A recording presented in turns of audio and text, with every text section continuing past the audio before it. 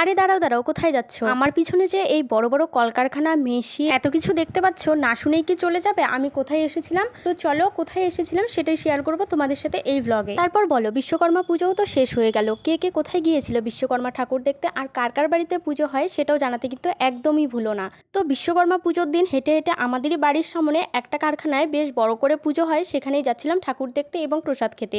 আমার সাথে রয়েছে আমার মামাতো বোন এবং আমার মা, একটা জেঠিমা এবং আমার জ্যাঠাতো বোন। তো আমরা সবাই মিলে দুপুর 3টা সাড়ে 3টার দিকেই বেরিয়ে পড়েছি, তার কারণ ঠাকুর দেখে আবার আমাদের বাড়ি ফিরতে হবে। তাড়াতাড়ি বাড়ি ফিরে আমার আবার পড়ানো ছিল, সেই জন্য আর কি আমরা তাড়াতাড়ি যাচ্ছি যাতে তাড়াতাড়ি আসতে পারি। তোমরা যারা যারা এর আগের বছর থেকে আমার ভিডিও দেখছো তারা তারা হয়তো জানো, এর আগের বছরও আমি এই জায়গাটাতে এসেছিলাম এবং তোমাদের সাথে একটা সুন্দর ব্লগ শেয়ার করেছিলাম। তো এই বছরও যেহেতু যাচ্ছি, তো ভাবলাম যে তোমাদের সাথে একটা ব্লগ শেয়ার করাই যাক।